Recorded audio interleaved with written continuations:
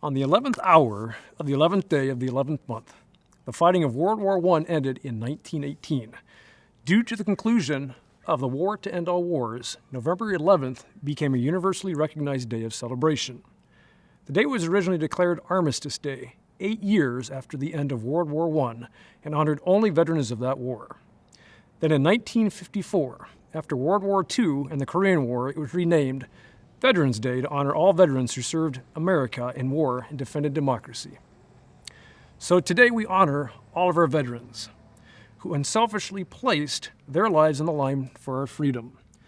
Those men and women were ordinary people until they heard the call of duty and answered it. They left their families, their homes, and their lives, not for recognition or fame or even the honor we bestow upon them today. They fought to protect our country, to maintain our way of life.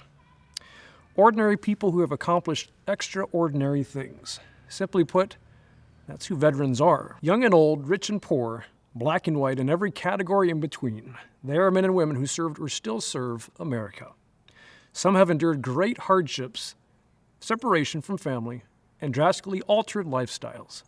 Some have experienced the horrors of war, and all sacrificed something so that we could enjoy the freedoms we have today. But it is our armed forces that carry the great burden and the responsibility of defending us. Fortunately, our military is made up of ordinary people accomplishing extraordinary things. Fewer than 10% of Americans can claim that title, military veteran, and what a list of accomplishments can those 10% claim. From defeating communism, fascism, and imperialism to keeping the peace during the Cold War and battling terrorism today, America owes a debt to her veterans that can never be repaid. When remembering the millions of people who have been liberated by American forces around the globe from history's most evil oppressors, Winston Churchill's words about the Battle of Britain come to mind. Never in the field of human conflict was so much owed by so many to so few. Today is important because we choose to honor the living veterans from the greatest generation to the latest generation, but we must honor them with deeds and not just words. We must heed the words of our first Commander-in-Chief, General George Washington, who said, quote, "The willingness with which our young people will fight in any war, no matter how justified, shall be directly proportional as to how they perceive the veterans of earlier wars who are treated and appreciated by their country." Born of their extraordinary accomplishments comes our extraordinary debt, and part of that debt is owed to the military families who have sacrificed so much for our country.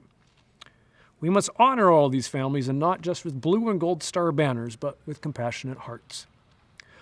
While veterans are often ordinary people who accomplish extraordinary things, it is often an extraordinary family that supports the ordinary veteran, and it's the veterans that have given us this extraordinary country.